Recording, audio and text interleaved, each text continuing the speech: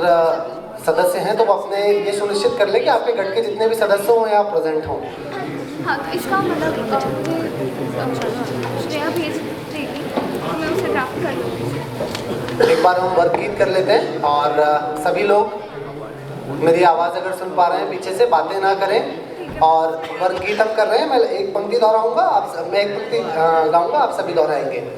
संस्कार की ये साधना है, तू तपस्वी बनते जा, शौर्य की ये तपोभूमि है, कदम निरंतर भरते जा, हाँ कदम निरंतर भरते जा। एक ही माँ के लाल दुलारे, फूल उपवन के न्यारे, पूर्वज एक हमारे सबके, साक्षी गंगा धारा, विविध होकर एक है हम। अभी हमारे बीच डॉक्टर मनसुख मांडविया पधार चुके हैं। मैं सभी लोगों से अनुरोध करूंगा कि वे अपने यथास्थान खड़े होकर माननीय मंत्री जी का करतल ध्वनियों से स्वागत करें।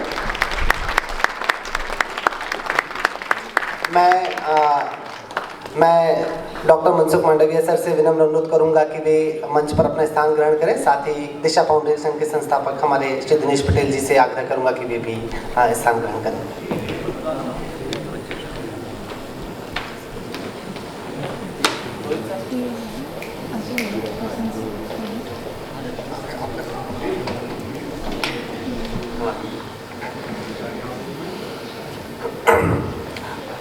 आप सब लोगों से मैं आग्रह करूंगा कि कृपया अपना स्थान ग्रहण करें।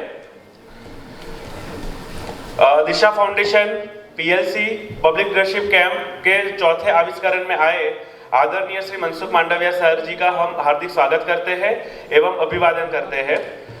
साथ में समस्त दिशा परिवार की तरफ से भी सर का अभिवादन करते हैं। दिशा फाउंडेशन 2011 से युवा निर्माण से राष्ट्र निर्माण के सूत्रों को लेके सर्वभूत हिते रताः गीता के जो 5वें और 12वें अध्याय का ये जो सूत्र है उसको चरितार्थ करने के लिए ऐसे कार्यक्रम आयोजित कर रहा है। और हमारे लिए ये सौभाग्य की बात है कि जिस विषय पे हम काम कर रहे हैं दिशा फाउंडेशन के द्वारा, युवा सशक्तिकरण, युवा का चारित्र निर्माण और उसके थ्रू राष्ट्र निर्माण, तो उसी युवा विकास के मंत्री, कैबिनेट मंत्री आदरणीय श्री मनसुख मांडविया सर जी हमारे बीच में आज उपस्थित है। तो ये हमारे लिए बहुत ही गर्व की बात है। दिशा फाउंडेशन 2011 से युवा विकास के साथ पर्यावरण, सामाजिक उद्बोधन, प्रबोधन, गवर्नेंस, उसमें भी गुड गवर्नेंस जैसे विषय को लेके नीतिगत रूप में भी सरकार के साथ अपना योगदान दे रहा है।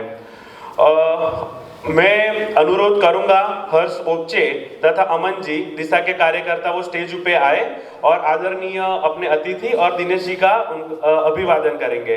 हर्ष ओपचे और अमन दास जी। हर्ष ओपचे जी आप आइए। श्रेय सेगड़े और हर्ष ओपचे।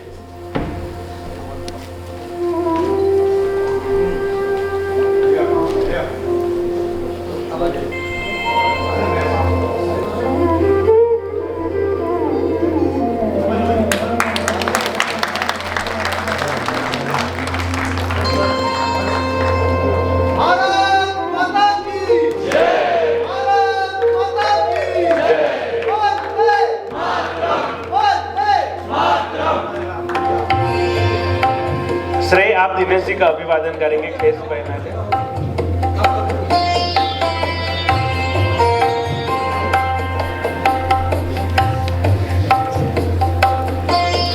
दिशा फाउंडेशन से ज्यादा दिशा परिवार बोलना चाहूंगा। वो ऐसे ही कार्यकर्ताओं से बना है कि जो आपको पूरे कार्यक्रम में फोटो में कहीं पर भी नहीं दिखेंगे, लेकिन पूरे बैकबोन के अंदर पूरा उनका जो सपोर्ट रहता है। वैसे हमारे कार्यकर्ता हर्ष बोपचे है, ऐसे ही हमारे कार्यकर्ता हिमेश शाह जी है जो अभी सर के साथ है। वो भले सर के साथ है लेकिन उन्होंने पूरा कार्यक्रम पीछे से टीम को सपोर्ट देना, पीछे से पूरा सूत्रधार के तौर पे हर एक का अपडेट लेना, फॉलोअप लेना, ऐसे करके ये जो आप पूरा कार्यक्रम देख रहे हो ऐसे ही कार्यकर्ताओं के नींव पे खड़ा हुआ है, उन्हीं के ऐसे मेहनत पे खड़ा हुआ ये कार्यक्रम है।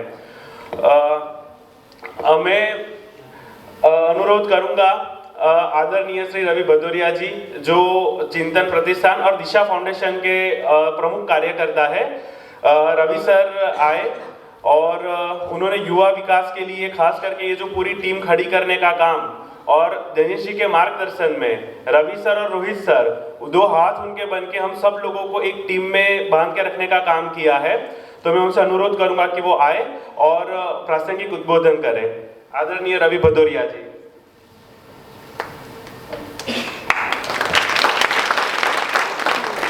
सबको बहुत अभिनंदन, सबको बहुत स्वागत। और हमारे बीच जो अभी अतिथि आए हैं मनसुख भाई सर, तो वो हम सबका सौभाग्य है, जैसा सील ने बताया कि दिशा फाउंडेशन युवाओं का मंच है, ये कार्यक्रम युवाओं पर केंद्रित है और ऐसे समय में हमारे पूरे राष्ट्रीय स्तर पर शासन से जो युवाओं को नेतृत्व का जिम्मेदारी संभाल रहे हैं वो हमारे बीच कुछ समय के निकाल के आए हैं, तो ये हम सबका सौभाग्य है।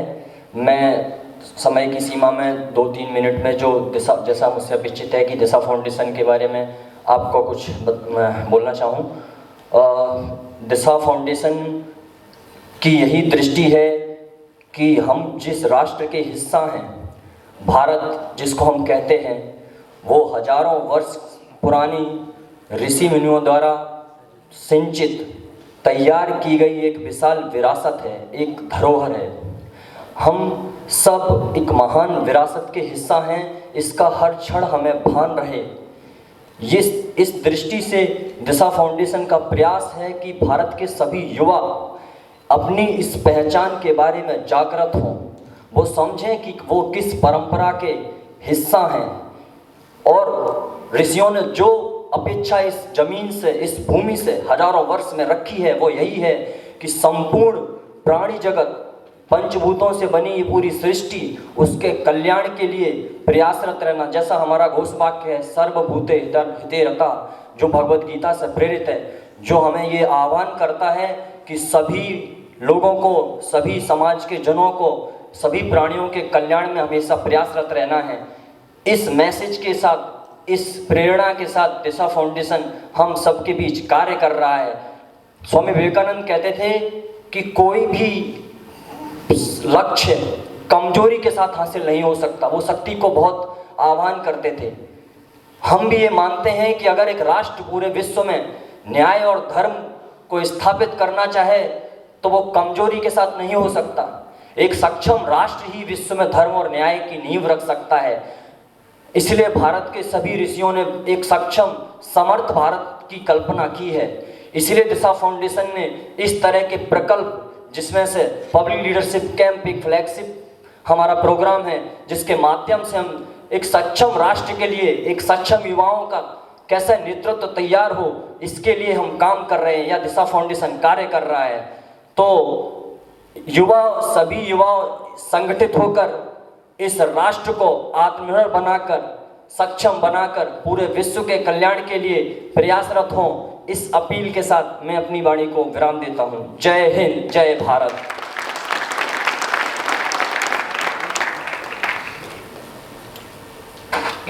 आपका बहुत धन्यवाद सर। जैसा कि आपने सबने सुना, यही दिशा फाउंडेशन की परवरिश है। ये पूरा जो कार्यक्रम है, तो कुछ कार्यकर्ता ऐसे भी हैं कि जिनके घर पे बहुत ही विषम परिस्थिति है और एक उनके दादाजी बहुत ही अस्पताल में अपने कुछ सेवा से गिन रहे हैं, लेकिन फिर भी वो पूरे कार्यक्रम का सूत्रधार लेके यहाँ पे आपके सामने खड़े हैं। तो वैसे रोहित सर भी जो इस पूरे डायरेक्टर है दिशा फाउंडेशन के, तो उनका भी मैं अभिवादन करता हूँ कि उनकी इस तपस्या की वजह से हम सब यहाँ पे बैठ के आप ये सब कर पा रहे हो। और उनके चेहरे पे किसी को तो बताया नहीं होता तो शायद पता भी ना चलता, लेकिन ऐसी गंभीर, ऐसी चारित्र निर्माण की नींव यहाँ पे डाली जाती है। तो इससे ज़्यादा परिचय देना मुझे उचित नहीं लगता दिशा फाउंडेशन का। तो समय ना लेते हुए मैं आदरणीय अपने अतिथि मनसुख मांडविया सर को आमंत्रित करूंगा कि सर आप आए और प्रासंगिक उद्बोधन करके हमारे युवा जो आत्मनिर्भर भारत के लिए यहाँ पे इकट्ठा हुए हैं उनको आप प्रेरणा दें। आदरणीय Mansukh Mandaviya sir, union cabinet minister, ministry of sports and youth affairs.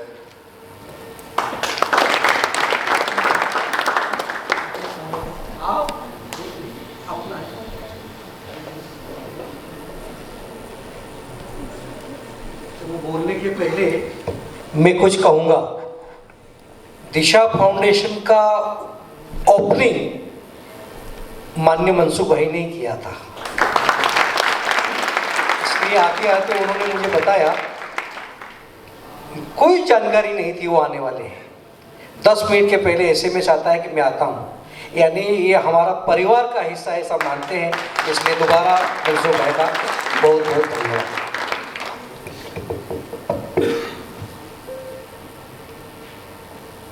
Disha foundation के द्वारा आयोजित लीडरशिप कैंप फॉर जीरो के आज के अवसर पर मंच पर विराजमान आदरणीय दिनेश भाई, सभी युवा साथियों, जैसा दिनेश भाई ने बताया वैसा मैंने कोई आगे से बताया भी नहीं था और मेरा कार्यक्रम सूरत का बना। सुबह में दिल्ली से निकला तो मुझे बताया गया कि कैंप चल रहा है और हम आधे पौने घंटे का विंडो है, जाएंगे तो अच्छा होगा। तो हिमेन मुझे ज़्यादा फोर्स नहीं करा, लेकिन उसकी भावना मुझे लगती थी कि मैं आऊँ तो अच्छा। तो मैंने जब लैंड करा तो हिमेन को कहा कि तू मैसेज कर दे, हम जाके आगे जाएंगे, क्योंकि सालों तक हिमेन ने भी दिशा फाउंडेशन के साथ काम करा है, अभी मेरे सहायक के रूप में काम कर रहा है। दोस्तों, दिशा फाउंडेशन और यूथ निर्माण का कार्य, मैं मानता हूं कि हमारा देश की ये विशेषता रही है कि यहाँ सब काम सरकार ही करे, ऐसा नहीं। यहाँ सरकार के सहयोग में सारा राष्ट्र लगता है। मैं 1.5 साल से भारत सरकार का यूथ अफेयर्स मिनिस्टर हूँ और जब मैं यूथ अफेयर्स मिनिस्टर बना तो मैंने सोचा कि मुझे युवाओं के लिए चल रही एक्टिविटी को समझना चाहिए, उसके साथ जुड़ना चाहिए, युवाओं को मिलना चाहिए, उसका विचार को समझना चाहिए, वो क्या चाहते हैं वो समझना चाहिए। तो मैंने पहले 6 महीने कुछ नहीं करा, हर दिन 4-5 युवाओं के ग्रुप, युवाओं के लिए काम करने वाली संस्थाएं, उसके संचालक, इस सब को मैं मिलता रहा। एक दिन में मिनिमम में 4-5 घंटा युवाओं के ग्रुप के साथ, यूथ ऑर्गेनाइजेशन के साथ, पॉलिटिकल पार्टी के यूथ ऑर्गेनाइजेशन, अलग अलग पॉलिटिकल पार्टी के भी नहीं, not only for my political party, उसके पास भी यूथ ऑर्गेनाइजेशन होता है, उसके साथ मैं जब लंबे समय तक बैठा, मुझे कई चीजें समझ में आई। जिस देश को आगे बढ़ना है, इस देश को युवाओं की आज की सोच को समझना होगा। कल के देश के लिए उसकी सोच का निर्माण करना होगा। वो क्या आज सोचते हैं, उसकी सोच वर्तमान स्थिति के अनुरूप बनी हुई होती है। कई बार सोच को करेक्ट करने की आवश्यकता होती है, क्योंकि युवा वय में जोश बहुत होता है, गाड़ी स्पीड में होती है, उसको पता भी नहीं रहता है और वो ख्याल भी नहीं रखता है, जोश इतना होता है। कई बार बम्प आता है तो गाड़ी उछल के नीचे पड़ती है।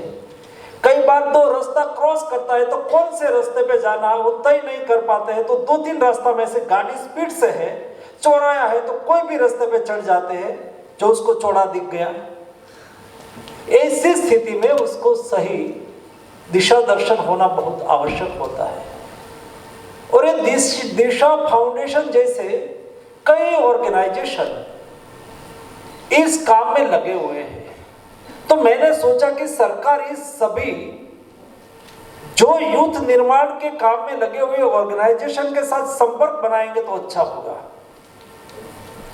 ये सब लोगों को मिले तो अच्छा होगा, ये सब लोगों को इस रास्ते में जोड़ के एक प्रवाह बना दे तो अच्छा होगा।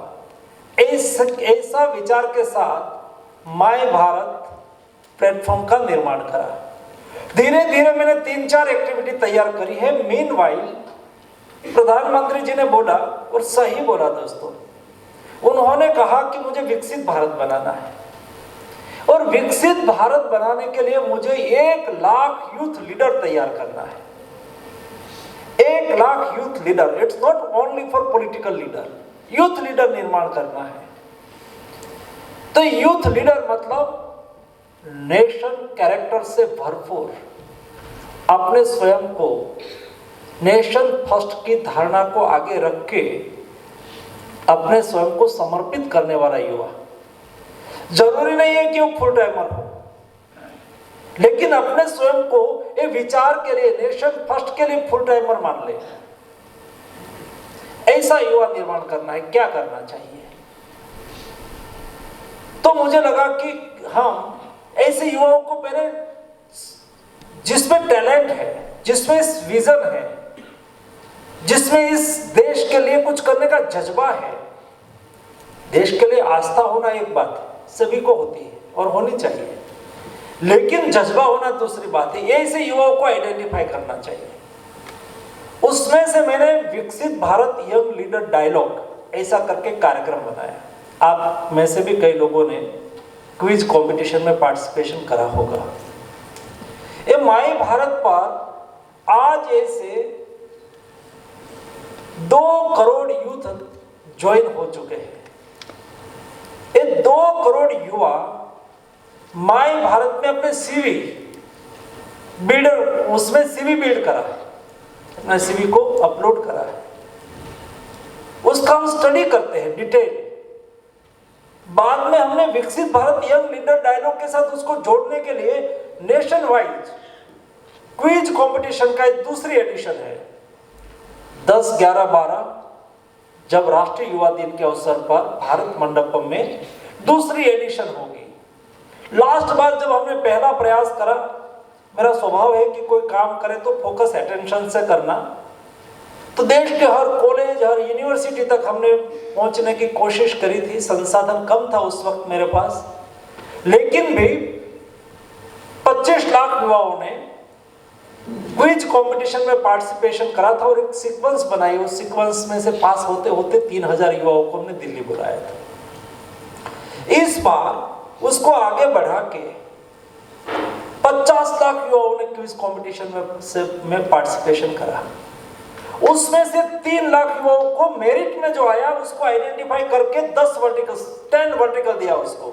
विकसित भारत में एग्रीकल्चर कैसी होनी चाहिए, विकसित भारत की टेक्नोलॉजी कैसी होनी चाहिए, विकसित भारत में हमारा सांस्कृतिक मूल्यों का जतन हम कैसे करें, विकसित भारत की सोसाइटी, समाज कैसा होना चाहिए उस वक्त, विकसित भारत की माइंडसेट, थॉट क्या होनी चाहिए। ऐसे 10 विषय को आइडेंटिफाई करके उसको कहा कि आप प्राइमरी क्विज कंपटीशन में सफल रहे हैं तो अब 10 वर्टिकल पर आप ऐसे लिखिए। 3 लाख लोगों ने ऐसे लिखा। एक्सपर्ट लोगों के द्वारा उसका अध्ययन करा गया। उसमें से हमने 30,000 ऐसे को सिलेक्ट करा। 30,000 ऐसे को सिलेक्ट करके उसको कहा कि आप प्रेजेंटेशन बनाओ विकसित भारत के लिए। आपने जिस वर्टिकल पर ऐसे लिखा है, आपका विजन जिस विषय पर आपने दिया है उसका प्रेजेंटेशन करो। उन्होंने प्रेजेंटेशन बनाया। हर राज्य में हमने ऐसे 12,000 युवाओं को बुलाया। राज्य में एक सेंट्रल से टीम गई, यूनिवर्सिटी के अध्यापक को रखा, एक ऑफिसर को रखा, एक ऐसे यूथ लीडर जो भूतकाल में नेशनल अवॉर्डी तक जा चुका हो, अच्छा देश के लिए उन्होंने कुछ कंट्रीब्यूशन करा हो, ऐसे 3 लोगों की पैनल बनाई। उसके सामने उन्होंने प्रेजेंटेशन रखा। ये 12,000 में से 3,000 युवा आइडेंटिफाई हुआ। ये 3,000 युवा 5 तारीख को हर स्टेट से निकलेगा। हमने सभी राज्य के राज्यपाल और राज्य के मुख्यमंत्री को कहा कि आपकी स्टेट की टैलेंट है, उसको सम्मान करो, प्रोत्साहित करो, उसको चाय पानी के लिए, हाई टी के लिए बुलाओ और उसको विदा करो। तो 5 और 6 तारीख में सभी राज्य में से उसको विदा करा जाएगा, वो दिल्ली आएगा। मैं स्वयं 3 दिन उसके साथ रहूंगा। ये 3 दिन में अलग अलग वर्टिकल पर जिन्होंने ऐसे लिखा है, ये सब वहां इकट्ठे होंगे। विकसित भारत की डिजिटल टेक्नोलॉजी, विकसित भारत का मैन्युफैक्चरिंग कैसा होना चाहिए, तो विकसित भारत का मैन्युफैक्चरिंग कैसे होना चाहिए, उस पर ऐसे लिखने वाले सभी लोग इकट्ठे होंगे। वहां डोमेन एक्सपर्ट को बुलाया जाएगा, बुलाया है। फॉर एग्जाम्पल, अभी श्रीधर वेम्बू आप जैसा युवा है, मुझे लास्ट वीक में मैंने स्पेशल उसको दिल्ली भोजन के लिए बुलाया था। देखो, एक युवा यहां से आईटी का अध्ययन करके दुनिया में जाके आईटी टेक्नोलॉजी, डिजिटल टेक्नोलॉजी में वो आगे बढ़ता है, बड़ी कंपनी में काम करता है। उसके मन में होता है कि जी नहीं, ईमेल हम गूगल का उपयोग करते हैं, हम अलग अलग प्लेटफॉर्म दुनिया का उपयोग करता है, मेरे देश में नहीं होना चाहिए। एक गांव में आके उन्होंने जोहो चालू करा और जोहो देश में पॉपुलर हो रहा है। उसके अलावा बहुत कुछ कर रहा है। गांव में रहता है, साइकिल लेके घूमता है, मेहनत करता है, लेकिन उसके मन में जज्बा है। तो टेक्नोलॉजी में डोमेन एक्सपर्ट की जो टीम एक्सपर्ट के लिए वो बैठेगा और उनके सामने ये टीम बैठेगी, उसको पढ़ाएंगे कि आप ऐसा प्रेजेंटेशन तैयार करो, आपने जो प्रेजेंटेशन दिया है आप सब लोगों ने, उसमें ये चेंज करो, ये होना चाहिए। बाद में 10 वर्टिकल प्रधानमंत्री जी स्वयं 12 तारीख को सारे दिन हमारे साथ बैठेंगे, उसके सामने रखा जाएगा कि हम युवा इस टाइप का विकसित भारत चाहते हैं।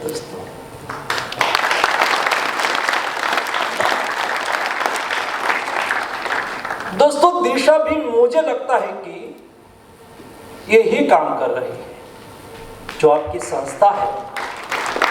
यूथ में हमारा काम ही ये है, और जो देश यूथ निर्माण के काम को चुक जाएगा वो देश बहुत सफर करेगा।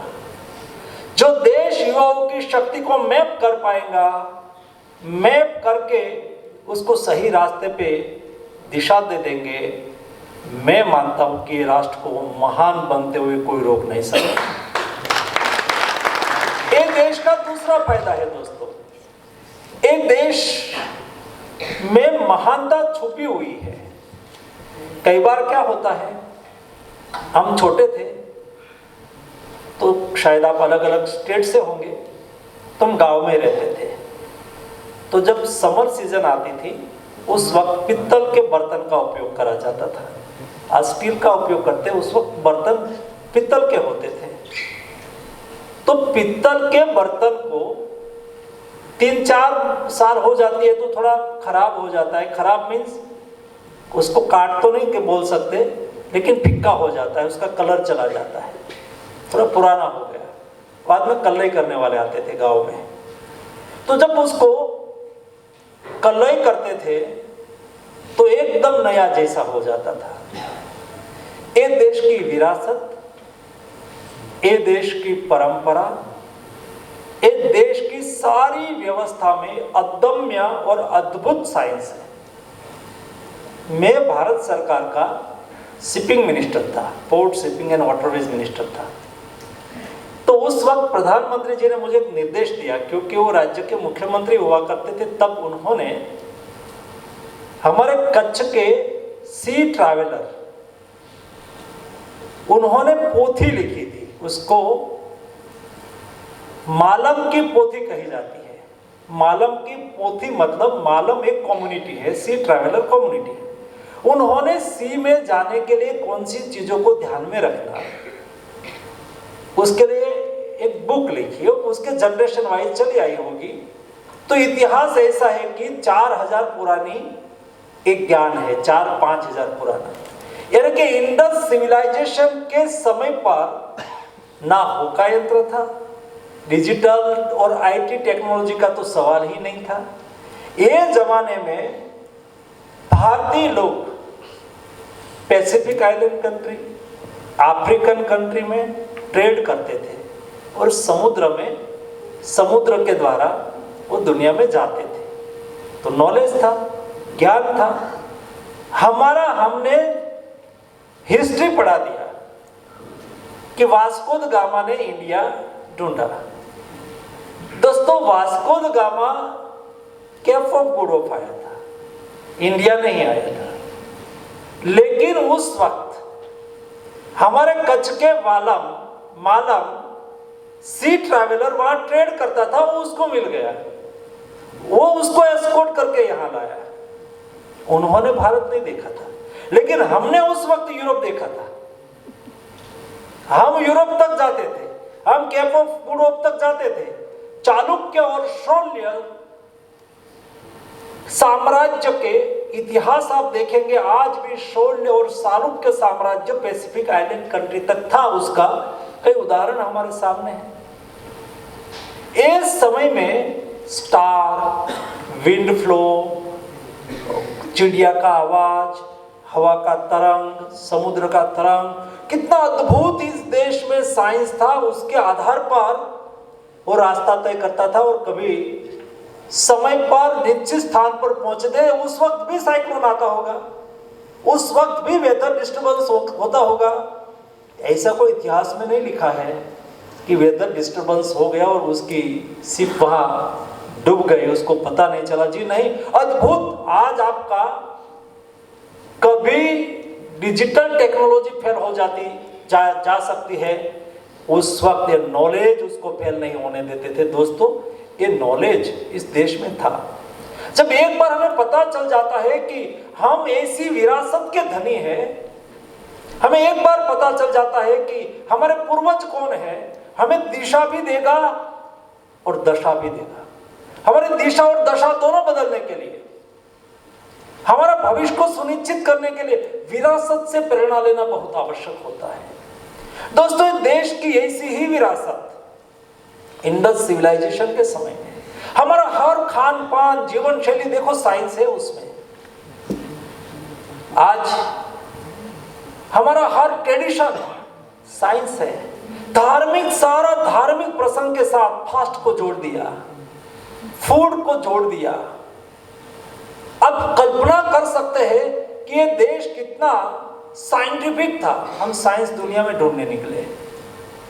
दोस्तों, हमारी जिम्मेवारी है कि हम ये साइंस को उजागर करके विरासत से प्रेरणा लेके हम आगे बढ़े। दोस्तों, मैं भावनगर से आता हूँ और भावनगर में हमारे राजेंद्र सिंह राणा सांसद हुआ करते थे।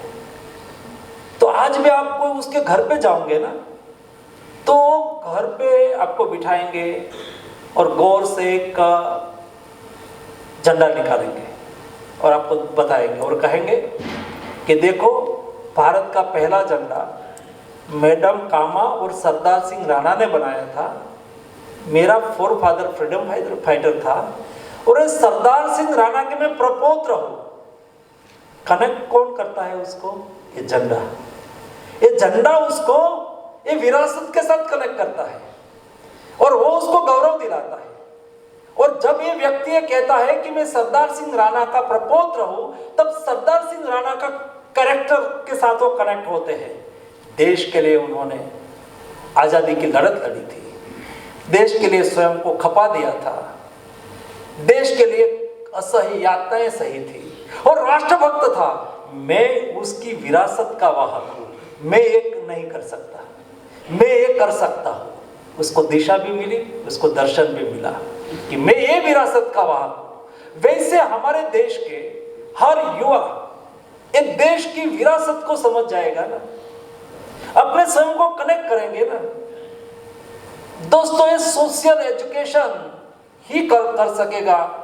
सिलेबस में हम कितना कर पाएंगे नहीं कर पाएंगे मुझे पता नहीं, लेकिन एक ऐसी दिशा फाउंडेशन नहीं, देश में ऐसी हजारों संख्या में दिशा फाउंडेशन की आज देश को आवश्यकता है। सरकार की सभी को एक प्लेटफॉर्म पर लाके उसको सहयोग करने की जिम्मेवारी है, तब जाके हम आने वाले दिनों में देश के युवाओं को सही दिशा निर्देश कर पाएंगे। दोस्तों थोड़े दिन पहले मैंने सोचा कि देश के युवा, आज जब हम पढ़ते थे कॉलेज में तब सिगरेट पीना फैशन मानी जाती थी, तो कई युवा सिगरेट पी लेते थे। अच्छी तो नहीं थी लेकिन ये जमाने में शुरुआत हुई थी। ये आज यहां तक पहुंचा है, कॉलेज हर देश की हर कॉलेज तक आज ड्रग्स उपलब्ध हो चुका है और देश के लिए बहुत बड़ा खतरा है दोस्तों। जिस देश के युवा खत्म हो जाते हैं, आज यूरोप की हालत देखो, अमेरिका की हालत देखो दोस्तों। बिल्कुल मन में दिमाग मत चलाना कि यूरोप आगे है, आज अमेरिका आगे है। शायद शॉर्ट टाइम के लिए जो पैसा पुराना संग्रहित करके रखा है, किसके बेटा अक्लमंद पैदा होता है तो उसका बाप ने संपत्ति कमाई के रखी होती है तो 4, 5, 10 साल नहीं दिखेगा। ये संपत्ति का करंट उसकी विफलता को या तो उसकी कमियां को संपत्ति शॉर्ट टाइम के लिए ढाक सकती है, वो परमानेंट नहीं ढाक सकती। बादल शॉर्ट टाइम के लिए सूर्य को ढाक सकता है, परमानेंट नहीं ढाक सकता। दोस्तों ये लोगों का, मैं दुनिया के बहुत इंटरनेशनल प्लेटफॉर्म पर भारत को रिप्रेजेंट कर चुका हूं। दोस्तों मैं कोविड मैनेज करा हुआ बंदा, मैं दुनिया को अच्छी तरह से जानता हूं, दुनिया का माइंड को अच्छी तरह से जानता हूं और उनमें हम कहां हैं और हम कहां जा सकते हैं, ऐसी मेरे मन में बहुत क्लैरिटी है दोस्तों। ये लोगों का भविष्य नहीं है, लेकिन उनके साथ हमारा भविष्य बन गया ऐसा नहीं है। ये लोग अपने कारोबार में हमको घुसा रहे हैं। हमारे देश के युवाओं को अलर्ट करना, सशक्त करना, जागरूक करना। आज जब नशे में डूब जाएंगे तो दोस्तों उससे हमारा अंतर नहीं रहेगा। अब ये अंतर करने का, हाँ आज मैं आपके सामने ओरिएंटेशन कर रहा हूं, ये सिस्टम वहां नहीं है इसलिए उसको रोक नहीं पाएंगे। हमारे यहाँ ये सिस्टम है इसलिए हम दिशा को बदल सकते हैं। भागा हुआ युवा को कहेंगे कि ये रास्ते पे नहीं जाना है, तेरा सही रास्ता, तेरी गाड़ी फास्ट है लेकिन चौराहे से उस साइड जाना है, स्टेट पे ये है, यहाँ जाना है। ऐसा कहने वाला कोई है, ऐसी कहने वाली ऐसी संस्थाएं है, ऐसे सोच वाले लोग हैं, वो उसको रोकेंगे। मैंने वाराणसी में एक विकसित नशा मुक्त युवा फॉर विकसित भारत ऐसा करके 3 दिन का एक वर्कशॉप करा। मैंने देश की 100 धार्मिक संस्थाओं के युवा प्रतिनिधि को बुलाया। सभी धार्मिक संस्थाओं में यूथ विंग्स आज के दिन में बन चुकी है। 100 उसके युवा प्रतिनिधि आए, कई संस्था के युवा प्रतिनिधि आए। हमारा कोरम था 250 का। 250 प्रतिनिधियों के बीच में 3 दिन हमने ब्रेनस्टॉर्मिंग करके एक वाराणसी डिक्लेरेशन डिक्लेयर करा। उसमें दिशा तय करी कि हम कैसे देश के युवाओं को नशा से मुक्त रखें। उसकी एक्टिविटी धीरे धीरे हमने चालू करी है। उसके साथ हम सब लोगों को जोड़ना है। देश के युवा कॉलेज कैंपस में हमें जाना होगा। 5-25 ऐसा मत सोचो कि हम गए और हमारी बेइज्जती થઈ गई। कोशिश करने वाले की कभी हार नहीं होती। जो कोशिश करेंगे, मैंने विचार करा कि हम ये सब युवाओं को तैयार कर रहे हैं, उसका एम्प्लीफिकेशन कैसे करें, एम्प्लीफाई कैसे करें। तो मैंने अभी एक कार्यक्रम चलाया है कि कॉलेज में विकसित भारत का प्रेजेंटेशन लेके 500 कॉलेज में 500 कार्यक्रम हो चुका। पहले मैं, आप जब बैठे हैं वैसे मैं स्वयं पहले 100 लोगों का ओरिएंटेशन मैंने स्वयं करा था कि एक प्रेजेंटेशन विकसित भारत का बताया और प्रेजेंटेशन आपको कैसे करना है वो बताया। और बाद में ये युवा प्रेजेंटेशन देने के लिए गए, मैंने उसके पीछे एक एक बंदे को बिठाया कि ये मेरा युवा अच्छा प्रेजेंटेशन दे रहा है कि नहीं दे रहा है। देखो, उसमें से उसका स्किल एनहांस करते करते करते आज मेरे पास 500 युवा तैयार हो गए, जो विकसित भारत यंग लीडर डायलॉग से निकला, आप जैसे कार्यक्रम से निकला, अलग अलग संस्था से निकला, लेकिन नेशन फर्स्ट की धारणा से काम करने वाले आज 500 युवा हमने तैयार कर लिया है। मैं उसको हर वीक में एक कॉलेज में भेजता हूँ विकसित भारत के लिए प्रेजेंटेशन देने के लिए। उसमें से आप लोग भी उसका हिस्सा बनेंगे भविष्य में। आज मेरे पास 10,000 से अधिक ऐसी रिपोजिटरी बन चुकी है जिस युवाओं को मैं कभी कभी कुछ भी काम कर सकूं। मैंने प्रधानमंत्री जी को थोड़े दिन पहले कहा कि आपका कार्यक्रम साहब होता है ना, और संचालन कोई प्रोफेशनल आता है। मैंने कहा अभी भविष्य में आपका कार्यक्रम का संचालक मेरे यूथ लीडर ही होगा, वही आपका कार्यक्रम का संचालन करेंगे पोडियम से। मुझे उसकी शक्ति को अपॉर्चुनिटी देना है, प्रधानमंत्री स्वयं देंगे पहले कि भाई देखो आप मेरा कार्यक्रम का संचालन करो। दोस्तों, ये यूथ लीडर को अभी वंदे मातरम 150, बंकिम चंद्र चट्टोपाध्याय जी ने वंदे मातरम लिखा, उसको 150 साल हुई। हम दिशा फाउंडेशन के कार्यकर्ता, मैं आपको अच्छी तरह से आप में से 3-4 युवाओं की टीम बनाओ और वंदे मातरम 150 लास्ट पार्लियामेंट में उसके पर 2 दिन तक पार्लियामेंट में डिबेट चली थी, और ये डिबेट सार्वजनिक होती है। आप उसको संसद टीवी से डाउनलोड करके पढ़ सकते हो, सुन सकते हो, उसको सुनो। इतनी अच्छी बात, वंदे मातरम ने देश में फ्रीडम मूवमेंट को कैसे आगे बढ़ाया, किस जज्बे से देश में राष्ट्रवाद खड़ा करा था, उसका प्रेजेंटेशन बना के हम यूनिवर्सिटी में जाके, कॉलेज में जाके एज ए यूथ, सामने यूथ बैठा हो, आप युवा है, और उसको समझाओ कि ये बंकिम चंद्र चट्टोपाध्याय था, ये हमारी फ्रीडम मूवमेंट थी, ये वंदे मातरम का ये सार है। उससे देश के युवाओं में ये जज्बा पैदा हुआ, तब जाके भारत में बंगाल का विभाजन को रद्द करने की नौबत आई अंग्रेज सरकार की, और 6 लाख युवाओं को प्राण का बलिदान देने के लिए जिन्होंने प्रोत्साहित करा देश के लिए, ये वंदे मातरम है। ये वंदे मातरम की विरासत का अंबार। ऐसे विषय को लेके उसको एम्प्लीफाई करना है। हमारा वर्कशॉप का उद्देश्य क्या है, ये लीडरशिप कैंप का उद्देश्य क्या है? हर व्यक्ति में छुपी हुई शक्ति को बाहर लाना है। वो अच्छा वक्ता है, वो प्रेजेंटेशन देने के लिए जाएंगे, जिसमें और दूसरे कई व्यक्ति अंतर्मुखी होते संपर्क का काम करेंगे।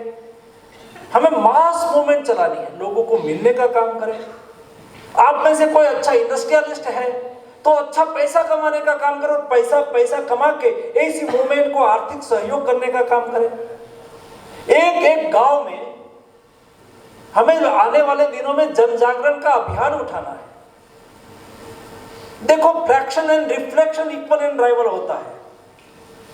हमें हमारी विरासत से प्रेरणा लेके आगे बढ़ना है।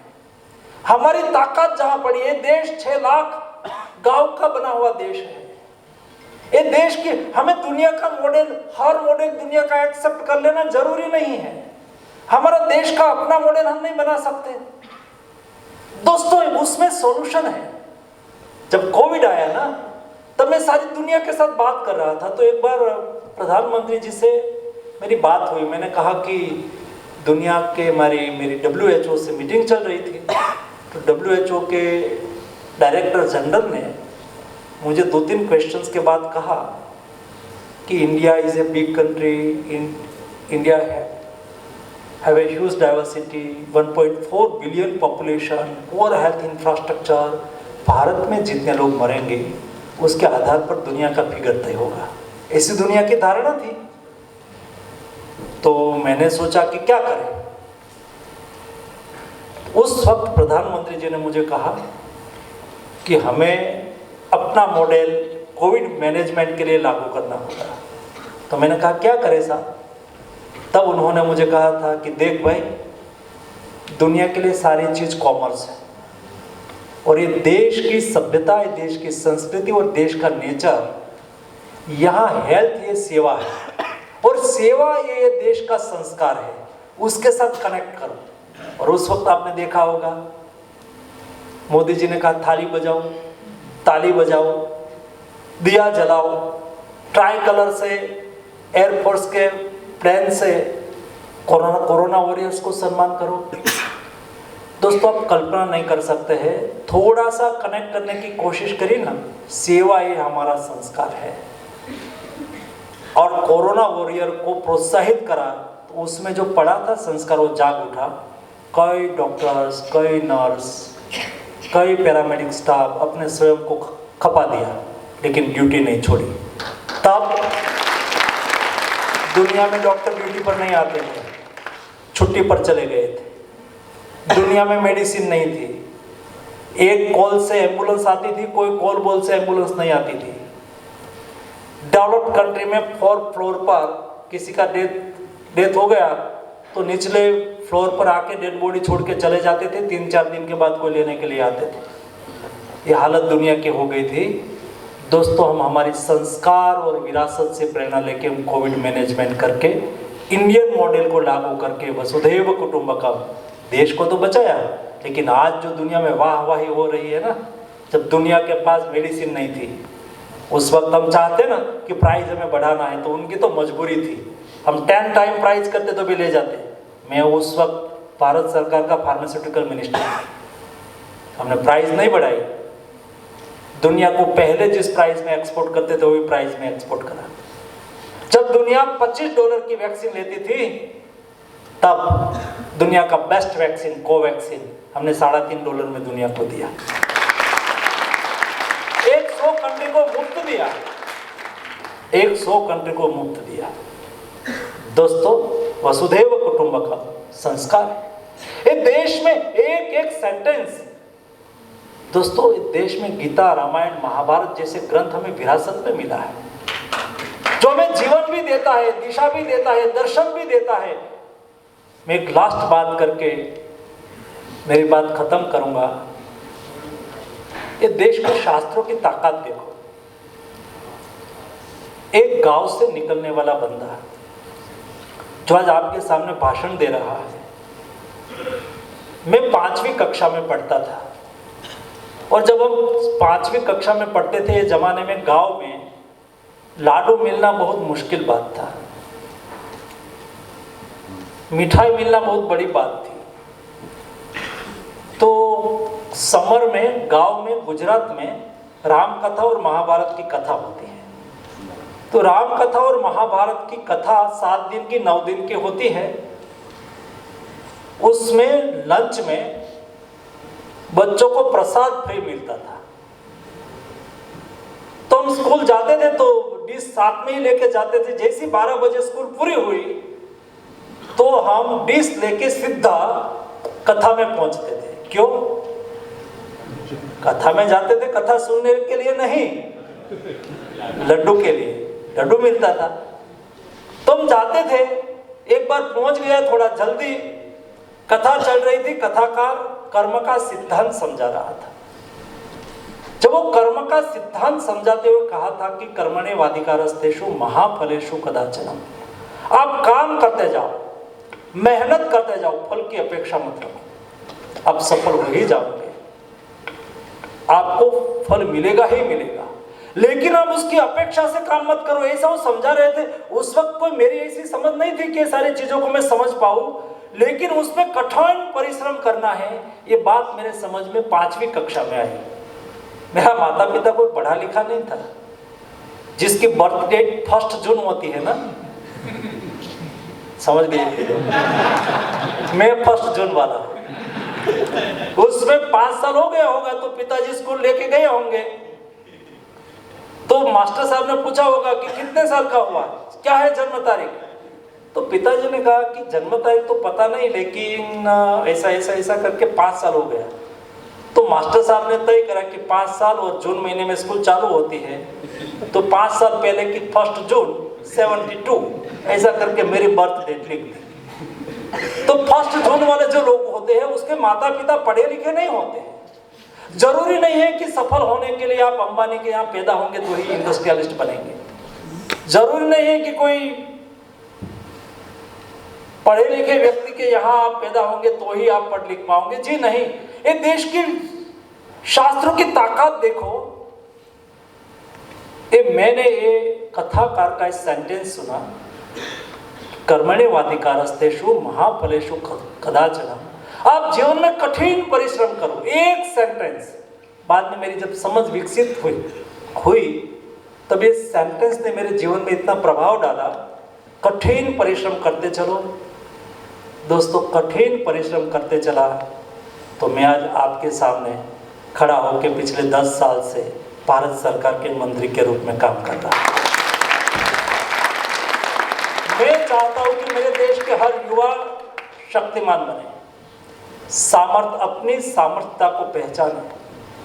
दिशा फाउंडेशन से, और आप जो दिशा फाउंडेशन के कैंप में आए हैं उसका मतलब ये है कि आपका कमिटमेंट सोसाइटी और नेशन के प्रति आपने स्वयं ने देखा है कि मुझे यहाँ आने से कोई आपको फीस तो पैसा तो मिलने वाला नहीं है, यहाँ आना कोई कंपलसरी तो नहीं है, यहाँ नहीं जाएंगे कैंप में तो 5 मार्क्स कम नहीं होना है। लेकिन भी एक कैंप में आए हैं उसका मतलब ये है कि आप देश के प्रति कुछ कंट्रीब्यूट करना चाहते हैं, कुछ देना चाहते हैं, और अपने स्वयं को इसके लिए ज़्यादा अच्छा निर्माण करने के लिए, अपने स्वयं को निर्माण करने के लिए, कुछ सीखने के लिए यहाँ आए हैं। दोस्तों, ये लीडरशिप कैंप से आपको जो सीख मिलेगी, जो प्रेरणा मिलेगी, आपके स्वयं का निर्माण में तो उपयोग होगी ही होगी। मैं मानता हूँ कि देश के लिए भी आप भविष्य में राष्ट्र निर्माण के लिए अच्छा कंट्रीब्यूशन कर पाएंगे। दोस्तों, दिनेश भाई को मैं बहुत सालों से जानता हूँ, बहुत छोटा था, मैं पहली बार मिला था, मैं 26 साल का था और गुजरात असेंबली का इलेक्शन लड़ रहा था। तो दिनेश भाई को जिम्मेवारी दी थी, किसी ने दी होगी, मैं तो जानता भी नहीं था। तो आके मेरा चुनाव का संचालन करते थे, उसको 25 साल हुआ। 25 साल पहले मेरा परिचय हुआ, उनकी सोच, नेशन के प्रति उसका कमिटमेंट, उसका विजन, उनकी दृष्टि। मैं मानता हूँ कि दिशा फाउंडेशन उनका देश के युवा को निर्माण करने की आवश्यकता का प्रतिबिंब है। उसमें उन्होंने देश का भविष्य देखा है। दोस्तों, मेरे जैसे कई युवाओं को दिनेश भाई जैसे राष्ट्र समर्पित लोगों ने प्रेरणा दी है। ये आपके सामने जब बैठा हो और उन्होंने एक कार्यक्रम आयोजित करा हो, उसमें मुझे कोई इन्वाइटेशन की आवश्यकता नहीं होती है। ये मेरा ही परिवार और उनके विचार का ही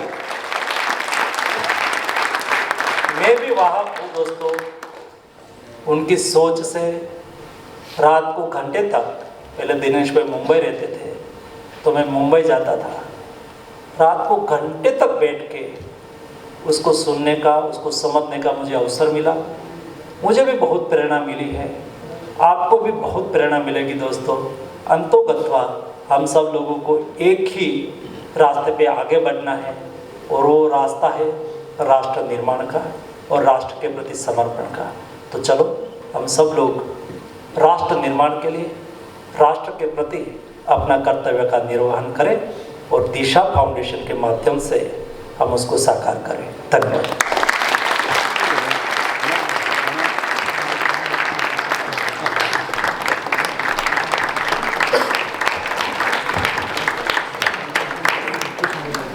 बहुत बहुत धन्यवाद सर। कार्यक्रम के आगे अपने चलते हैं। आपने जो अनुरोध किया या फिर आपने जो हमें दिशा चिन्हित की सर, तो सिर्फ एक बात पे ध्यान अंकित करना चाहूँगा।